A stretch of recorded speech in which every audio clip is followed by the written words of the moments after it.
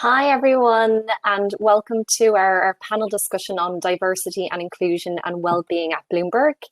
I'm Joan DeFronto, and I work in our recruitment team here.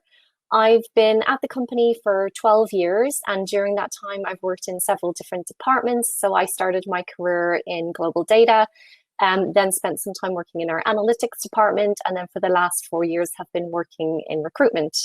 So I'm joined by three of my colleagues today for our panel discussion. So we have Gemma from our content acquisition and business management department, Matthew from our leadership and talent development team, and Davina from our analytics department. And the goal of our panel discussion today is really to give you more of an insight into the diversity and inclusion initiatives that we have at Bloomberg. But we also want you to get a feel for what it's like to work at Bloomberg, learn about the culture and the roles as well. And we'll also have a bit more of a focus on well-being and hopefully give you some practical tips on balancing your studies and work from a home environment as we're in this kind of challenging virtual situation at the moment. So with that, I'm going to go to our first panel member, Gemma. So Gemma, if you want to just give a quick introduction to yourself and talk us through your career as well, and then I've got some questions for you. Great, thank you so much. My name's Gemma Roach. I've been at Bloomberg for 13 years. So I joined straight out of university where I kind of joined what was the graduate program working in analytics. I then moved to sales where I did a mixture of roles both in Scandinavian territories, also looking after our biggest clients in London. And then I relocated to New York to work at our global headquarters for 3 years.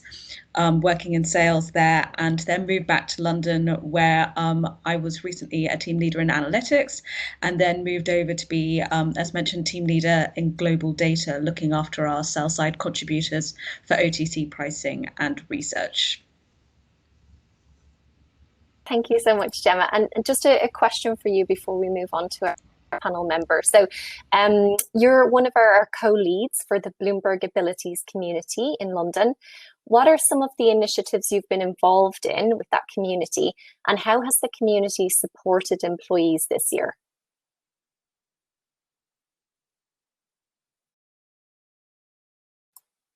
And I think there may be some technical issues. So Gemma has just dropped off. So while she dials back in, I'm just going to move to our next panelist, so Matthew.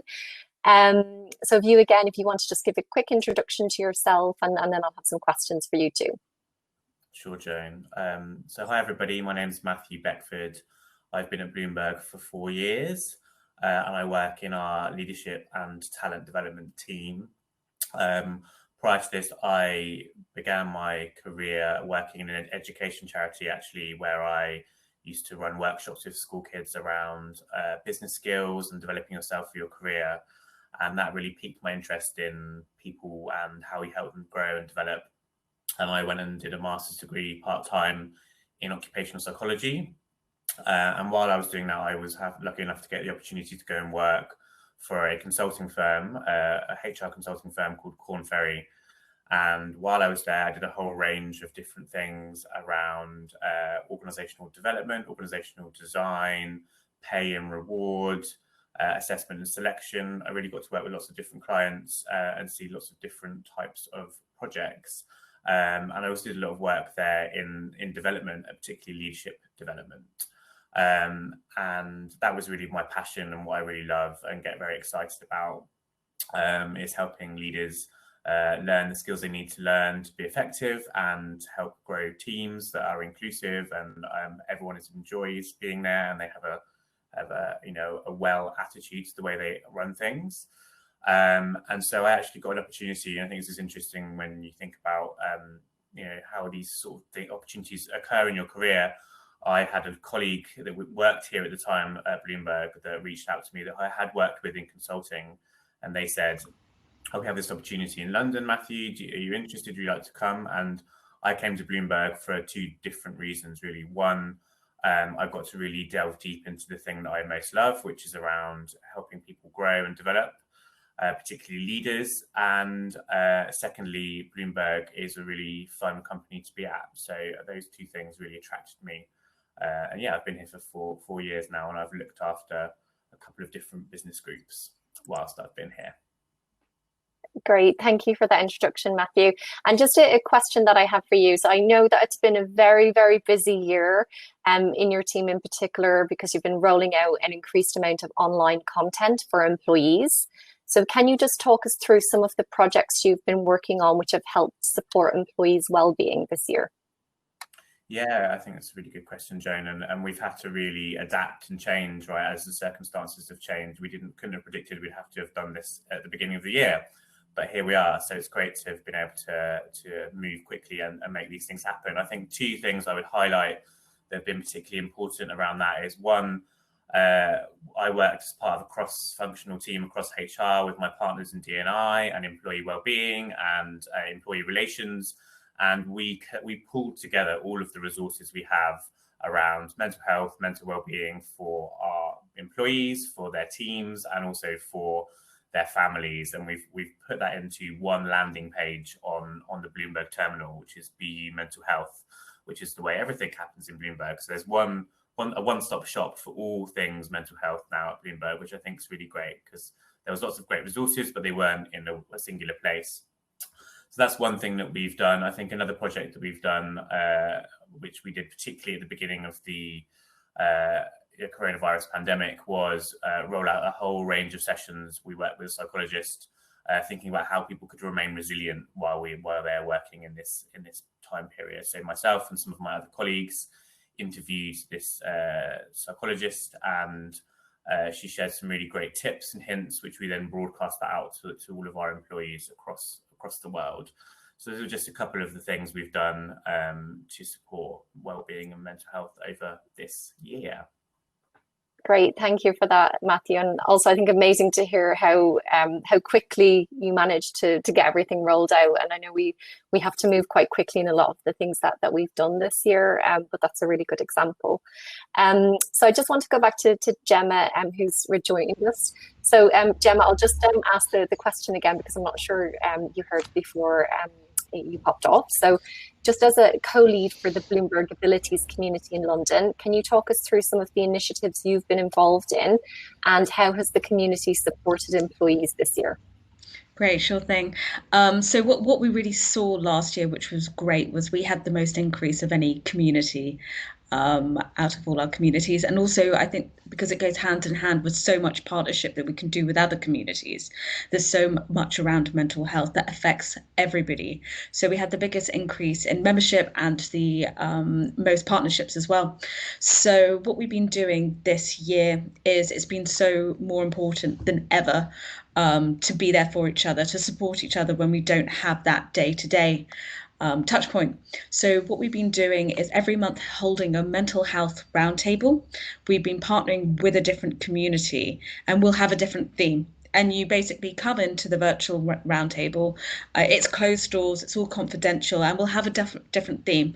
And it'll just be an open discussion to be there for each other, to talk about kind of what's going on and have that support network.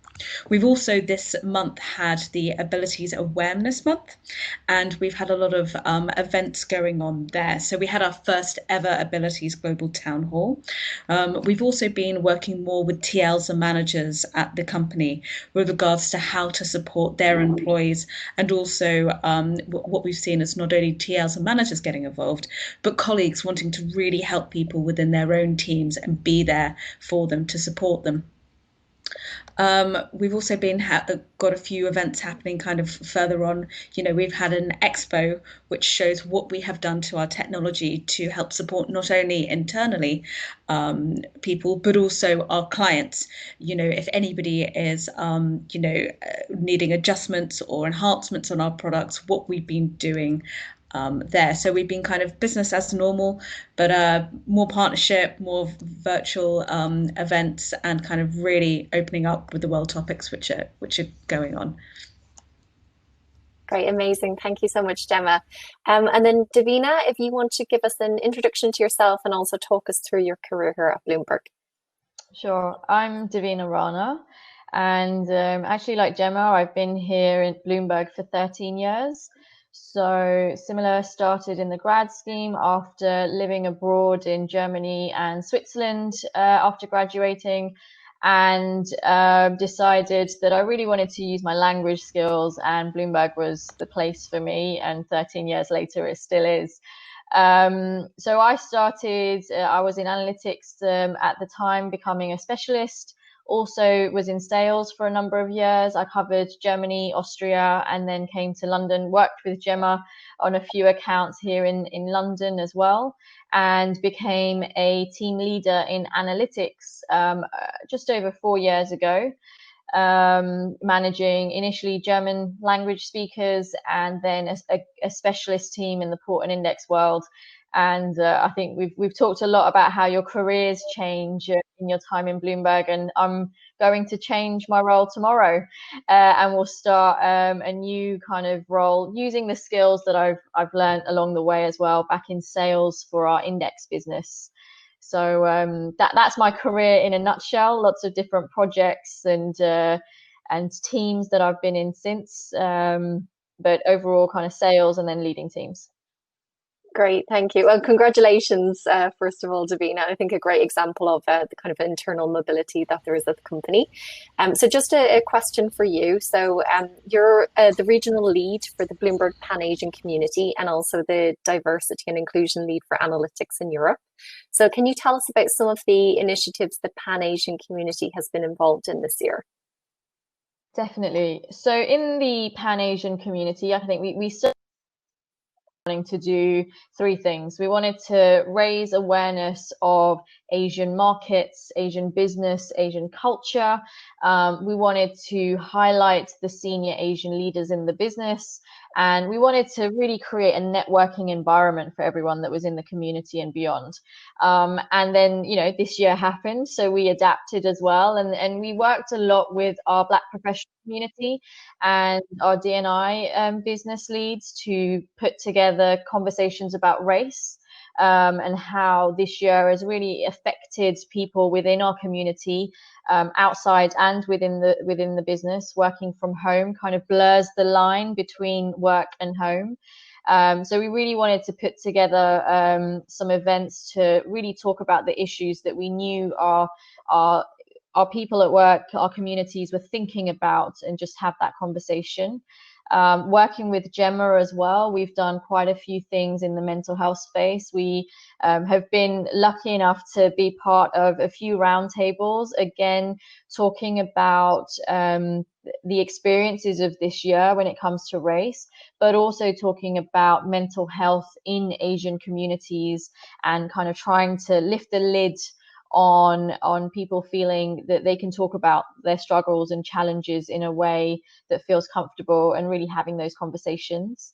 And in analytics, doing similar things, and really focusing, we have a task force in analytics that really focuses on what the issues or what the topics are in D&I, and really working to help everyone understand what's going on in mental health, in the Black professional community, the Pan-Asian community, but also with gender and ability, everything that can come across that might affect anyone working within our department of 400 people, and get everyone involved as well. So we have lots of different events that we want people to be involved in and feel they can take part in. Lots of Bob events are kind of charity events that you can get involved with. So giving everyone an opportunity to take part, I think, in analytics is what we're trying to achieve. Great, thank you so much, Davina. Really good to hear as well that there's collaboration across different communities too, in terms of how you work together. So I think that's a really nice example that you touched on. Great. So I still have a few more questions that I want to pose to all of our panelists. So we're going to spend the next 10 minutes or so with the questions I have, and then we're going to be opening it up to the audience. And we're happy to answer questions that you have as well. So do feel free in the meantime to type your questions in the chat, and we will get to those shortly. So the next question that I have is around the Bloomberg culture. And people talk a lot about the Bloomberg culture with pride. What aspect of the culture do you love the most, and why? And I'll go to Matthew first of all. Joan, just to make sure I was off mute there. I think that the aspect of the Bloomberg culture that I love the most is the can-do attitude. I mean, the speed of which the company can move to adapt and make things happen is just incredible. And there's a lot of energy in the place, which you can feel, you know. And when we were in the building, obviously that's very much in the building. You can sense it in the building. But even now we're remote, you know, anytime I have a meeting with any of my colleagues, there's such an infectious energy of let's make things happen. Let's do great work for our clients. And we need to, and I think that's my favorite part of the Bloomberg culture. Great, thank you. And Gemma, we can't see you, but we should be able to hear you. So hopefully, same question to you. So what aspect of the culture do you love the most, and why? It's probably the same. I always get asked this when I'm interviewing people, what the best thing about the company is, and it's always the same answer: the people. And that's what, you know, you hear kind of around the table about how long we've been at the company, and it's always the same. It's such an amazing group of people to work with, and it's an organization where everybody wants everyone to succeed and do well. You know, we've hired some people in from other companies in, and, you know, they kind of go, wow, you know, everybody wants everyone to succeed. No one wants to kind of see anyone fail. And it's a really, you know, touching what other people have kind of just mentioned and what Matthew just mentioned, with regards to kind of getting things done. That's that really team spirit, we spirit, and succeeding. So definitely the people. And again, when we were in the office, the way that the office is laid out, it's so great to be able to bump into everyone, to be in the kitchen, and it's a really great environment to be in. So hopefully we'll be back soon. Great, thank you. And Davina, to you as well, the same question. What do you love the most? I do have the same answer, but I'll give a slightly different one as well. One of the things, so what I will say about people, one, amazing people work in this company, in many companies, but you really, you know, some really smart people, some really talented people, and you want to do things together. And, you know, jokingly, Matthew and Gemma have both been recipients of either a chat or a phone call from me, or an email of like, I've got an idea, what do you think? Right, and we do that a lot and bounce things off each other to see how we can implement different projects that we want to work on. But if I add another element to it, I would say the challenge. So if you're someone like me who continues to love to grow, I love doing new things, I want to challenge myself, it's such an amazing environment to do that. And it touches on what Matthew said, that agility and that fast pace. So myself and Gemma, we kind of touched upon our 13-year careers. What I possibly didn't add is nearly every year of that, I've done something slightly different. And that is pretty unique and special. I think that you're constantly given a new project or a new kind of angle to your role that you can continue to develop in areas where you didn't even know maybe you needed to. But there's always someone around going, you know what, they probably need some exposure to X. And then when you look back, like I would never have said in my sales career I would end up understanding how to plan events and manage events, but that's what was needed to be done. So we did it, and I was like, oh, well, I've got that skill set now. I can add that to my book, and that continues to happen, and that's really exciting as well. Great, amazing, thank you. So the next question I have is really about the situation we've all been faced with this year, which I understand has been a very challenging one. Many people in our audience will also be in a situation where they're managing their studies and their life from the same working environment. What kind of tips would you have to try to find a good work-life balance, especially this year when we've all had to spend a lot of time at home, and now we're approaching quite a dark winter? So I think, everyone would probably be interested to hear any kind of practical tips you can share in this environment. And Davina, I'm going to start with you, if that's okay. Definitely, this year has been different, and for the audience, I was studying as well this year, so I kind of finished all of my coursework and papers just late summer. So I understand fully what that feels like and looks like, and I think a lot of it is that kind of not balancing, but really outlining what you're doing when, and having that timeline, which seems a bit regimented, but it really helps when you're kind of like, today I'm going to do X, at these hours I'm going to do Y, and just kind of bordering when you're doing what. For winter, and this has been my stock experience for every winter, because I do have a bit of SAD when winter comes. A Lumi clock, it is for me, it's been a lifesaver, and I've used it for over 5 years now, and I don't think I could actually get up in the winter without my Lumi sunrise every day, just to kind of get me up in the right way. And thirdly, I would say listen to your body. Your body, when you're listening, is really good at telling you what it needs, whether it's some particular types of food, rest, exercise, and really being in tune with who you are and what your body needs individually, I think is a key skill to grow and develop, and helps you at work as well, because then you're able to tune in to your individual needs and work with that. Great, thank you, Davina. Some really good tips there. And I'll go to Gemma then with the same question. So what kind of tips would you have for somebody balancing their work-life balance at the moment? I think it's conscious to kind of do the same. I made an effort when we were in the office. So you would have your regime, you would go in the morning, have your commute, and then I would make sure in my lunchtime I would, even if I had little amount of time, go out for a walk and get out. So I would have that stopgap. So what I'm doing at the moment, because obviously we're all working from home, that it could be easy, even with bad weather, that you don't actually leave your house. So I try and book a gym class at about 6:30, 7 in the morning. So I get out, go do it, and come back. So I've left the house. And what I'm trying to make sure with my team as well is they have some kind of structure for their day.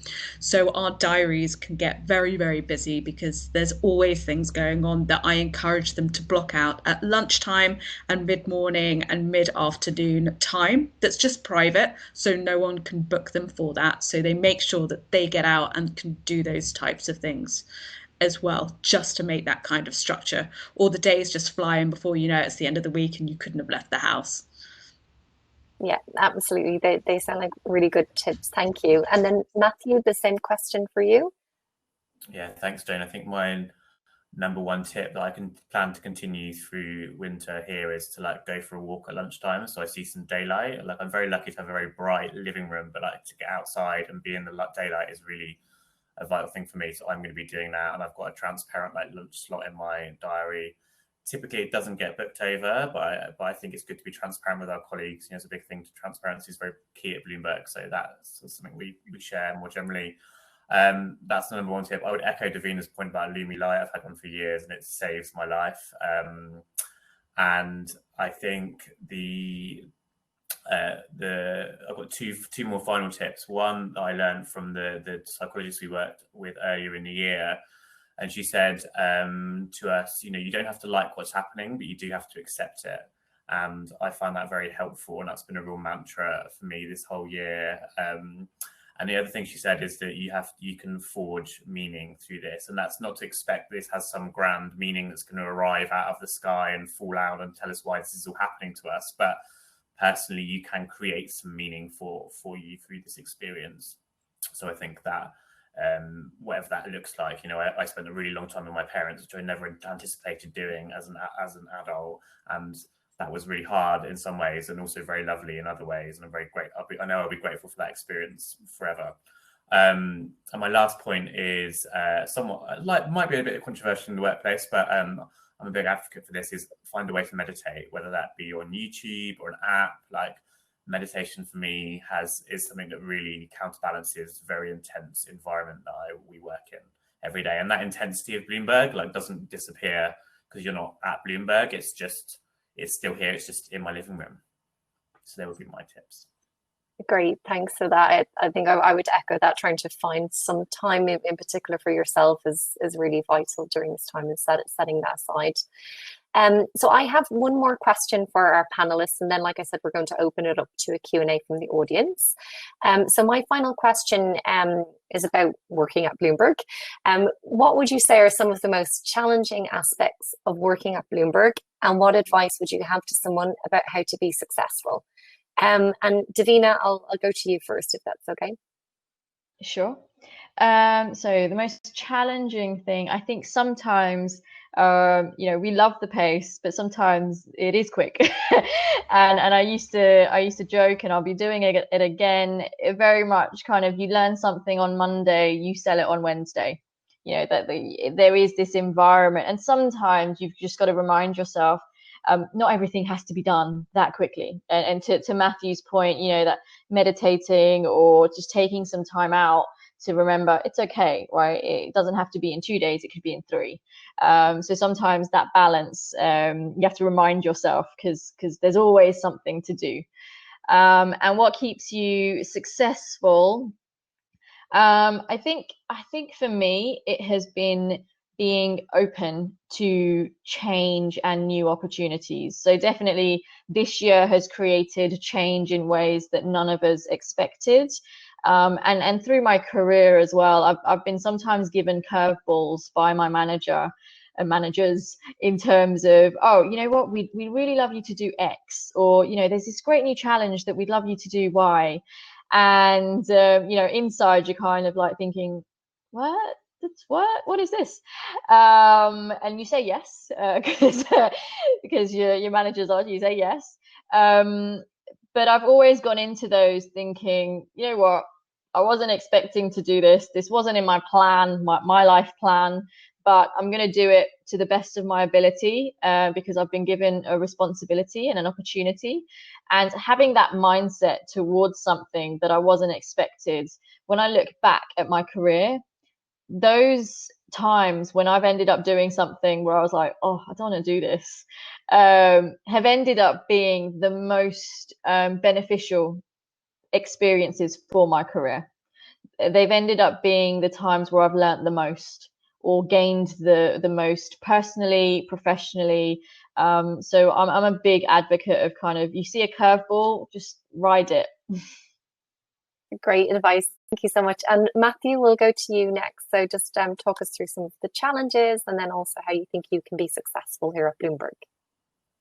I think one of the challenges is around wanting things to be perfect. And if you have high standards for yourself, which I'm sure many people in this audience do, and I know Davina and Joan and Gemma, I know you all do too, but you can't let perfection be the enemy of done in Bloomberg. You need to make things happen. So, and people are actually very tolerant of things being imperfect, because that's a bit about the way that we design our product as well. Like we try something, we test it with our clients, and then we roll out. So I know that's something I really face every day. It's like we have to just get things done, and I'm like, oh, we need it to be perfect, but it's not going to happen. So that's, I think, one of the biggest challenges.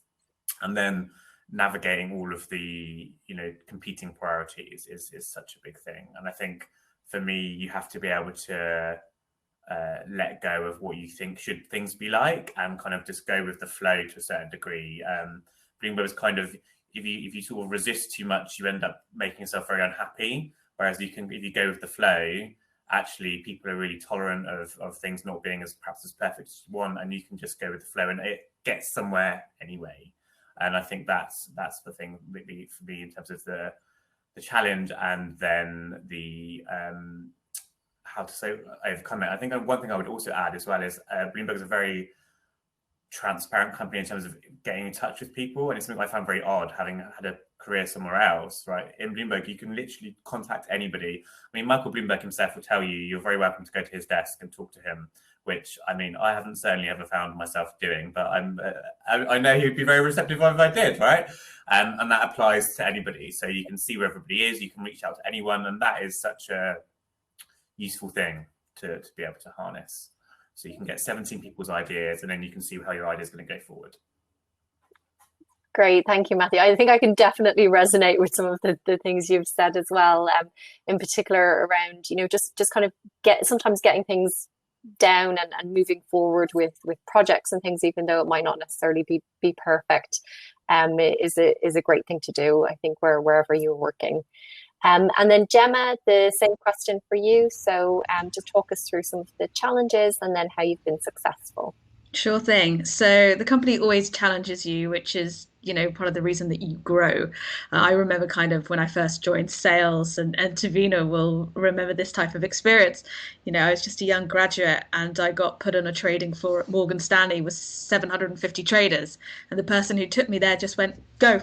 And that was it. I just kind of got left and had to fend for yourself. But you never stop learning there. And it's the same. As soon as you get comfortable and you've understood something, you get pushed onto the next role, the next opportunity. And that's part of the reason that why we're so successful.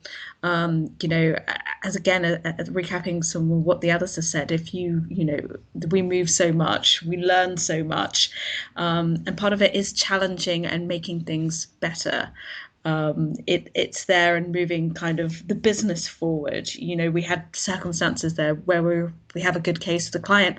I remember I had to go to Tom Secunda, one of our founders, with a case to try and get something built out for them.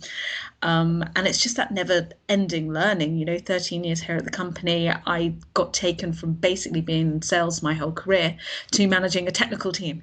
I didn't understand the infrastructure or you know, anything that they were doing. But again, it's that kind of ever evolving learning there, which makes us successful. That's great. Thank you so much, Gemma. So they're all the questions that I have. And I think Lizzie from RMP is going to be joining us shortly, so we can take any questions from the audience. I do just also want to let everybody know that we will be on our booth. So we have members of our recruitment team and also business representatives on the Bloomberg booth for the rest of the day. So if you don't get a chance to ask your question now, please do pop along a bit later as well. Okay. Hi, Lizzie. Joan, hello everyone. Hope you're all right. Thank you so much for all of that. So many interesting insights. And just for everyone else, I'm Lizzie from Rates My Placement. So I have joined to ask some great questions in the Q&A. So you've obviously done a really, really good job, because we have had a student who said, I'd be really interested in opportunity. So there you go, it's working, everything you're talking about. So we've got a few questions in the chat, and then I've got some great questions as well, just to touch on some of the things that you've been talking about. So to kick us off then, you mentioned quite a few of the different sort of initiatives and things that have been happening at Bloomberg. So I just wanted to ask you, I'll try and direct it at certain people, but what have been the most memorable moments that you've had at Bloomberg? So should we start? Davina, would you like to go? I had a feeling you were going to ask me, and I was like, oh God. Memorable moments. So many. I think the first time I travelled for work, and I'm a Midlands girl, so London was big city anyway when I came over to study. And then, you know, traveling all over Germany and Austria, staying in these amazing hotels, having lunches. I mean, that's the fun stuff, right? I did all the hard work as well. But just that kind of team environment, I think is I still remember fondly the team I worked with when I traveled, because it is work hard, play hard. So, you know, we'd be out all day, meeting with clients, you know, sometimes traveling across the country in a day, and then you'd come in the evening, you'd get back to the hotel, and then have a really good dinner with some colleagues. And the people I traveled with are still friends today, because you kind of, you know, you travel to the airport with them, you sit in the airport with them, you're on the plane with them, you go to that, you know, you spend so much time together that they do kind of become, they know way too much about me. So that's been really memorable. And every team, I think there's always, and actually I'll tell you, this is a random thing, but I had someone in my team, because we were talking about it yesterday, he would make the best breakfasts with what is in I was always amazed. Like, he'd come up with this glorious, like, I can't even describe it. It was so good. It was all bread and bananas and peanut butter, and using everything we'd got. And I was like, I mean, I'm still waiting for the breakfast that he brings me. So we'll be working together again. And it was the first, I was like, dude, you still owe me a breakfast. It's just, and I jest about that, but it's just the creativity of people and these little touches that make kind of work fun as we go through it.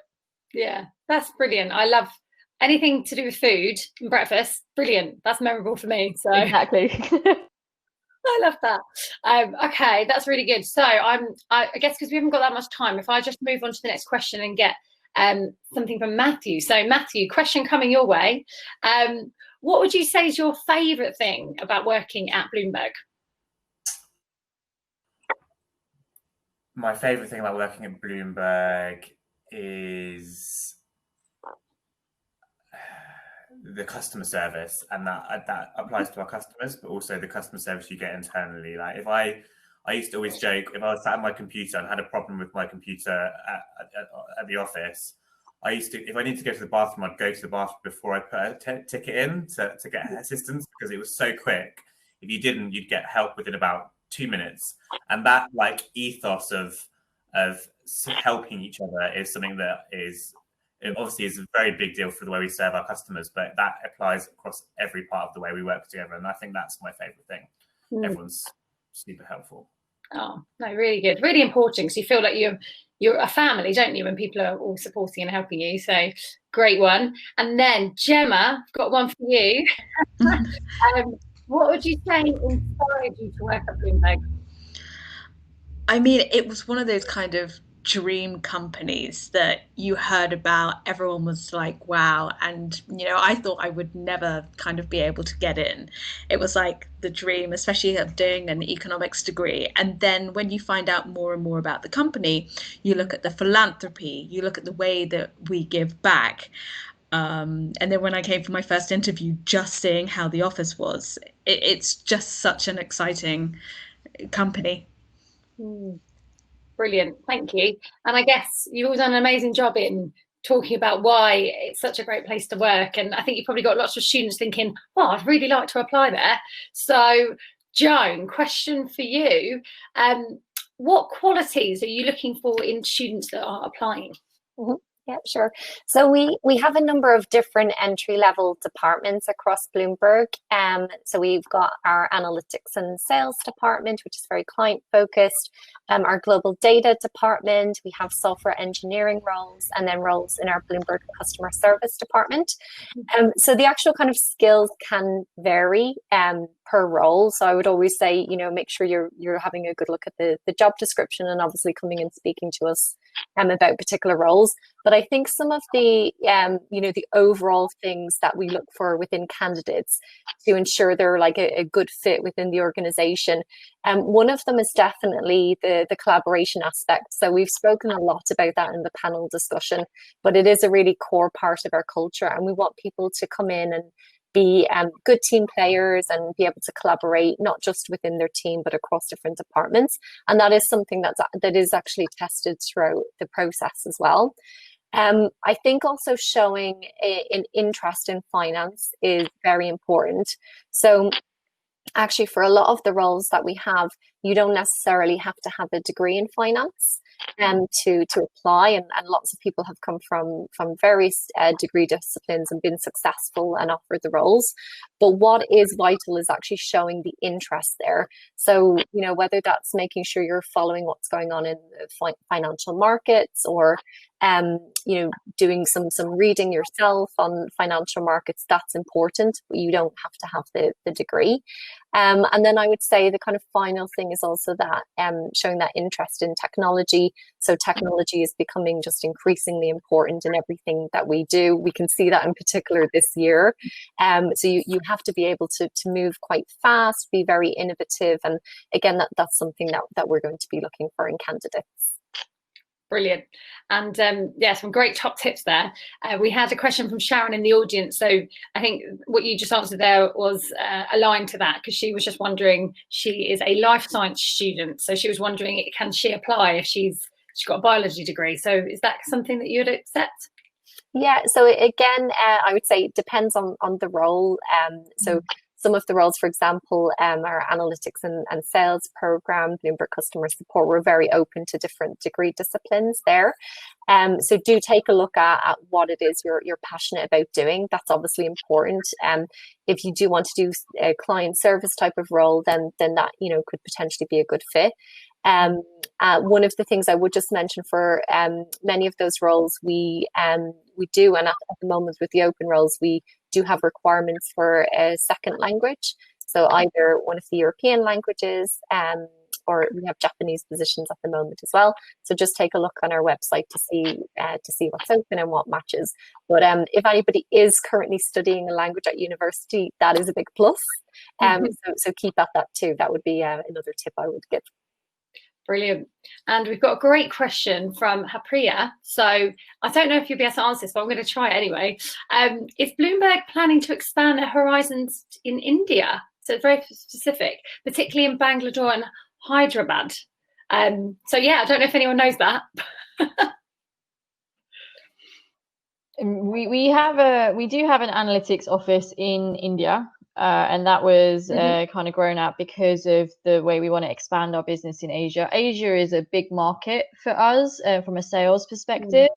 So we are always kind of looking at ways. I know for the index business, we are looking at how we position ourselves with the Indian market and how we grow there. We last year added China to our our flagship indices. Is going into a bit of the finance of it, but we added China, and we're looking at how we add India as a market into our flagship indices.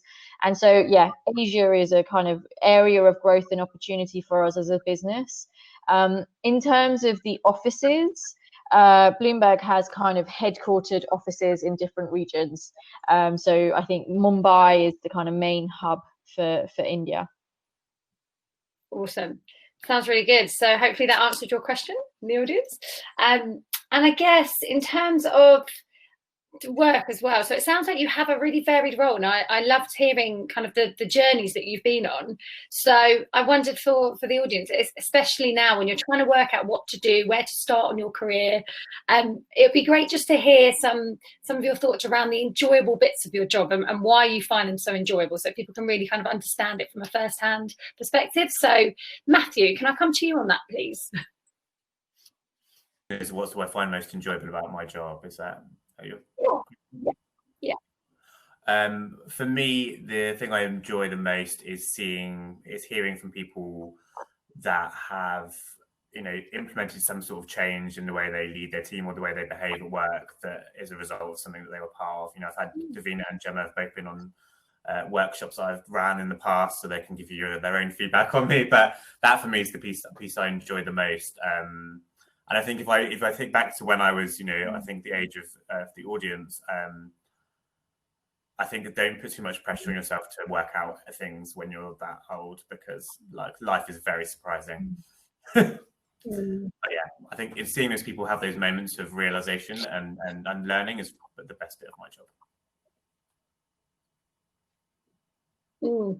That's a really, really good one. I think it's that pressure, isn't it, of thinking you need to know all the answers, but you don't necessarily. So that's, yeah, really good advice. And I guess, Davina, it'd be great. Awesome. And I was just going to say as well, knowing, it's always great to look back, isn't it? Hindsight is such a wonderful thing. So I wondered if there's anything from your side, Davina, if you could, knowing what you know now, if you could go back to when you were searching, is there anything that you would almost tell yourself back at that age? Searching for when I was a student. This is so I studied, to Joan's point, I studied German. So my educational background is not finance at all. I've learned all the finance at work. And so I just knew I wanted a job. I didn't have an idea of what I wanted to do. I just had an idea of the kind of things that I wanted my job to entail. So I knew that I enjoyed kind of speaking to people. So I was like, okay, sales, let's try that. I wanted to have the ability to continue using my German because I'd spent a hell of a long time trying to learn it. There was no way I was forgetting it.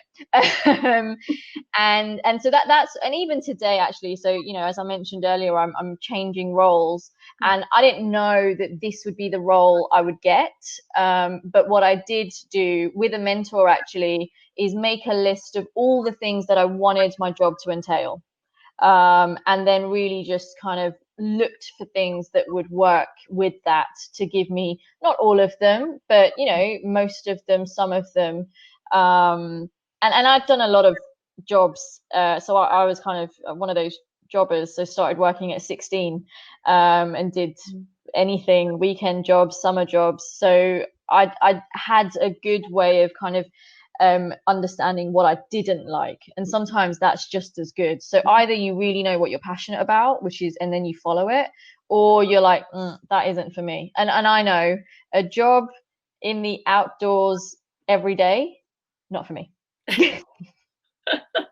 I love that. Yeah, that's really good advice.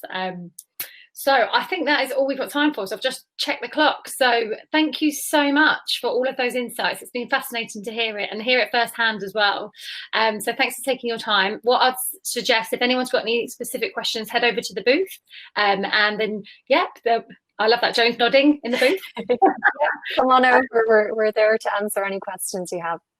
Amazing. So I just want to say thank you once again, and I'll speak to you all soon. Thank you very much. Lizzie. Thank you so much, Joan. Lizzie. It was a pleasure. Bye.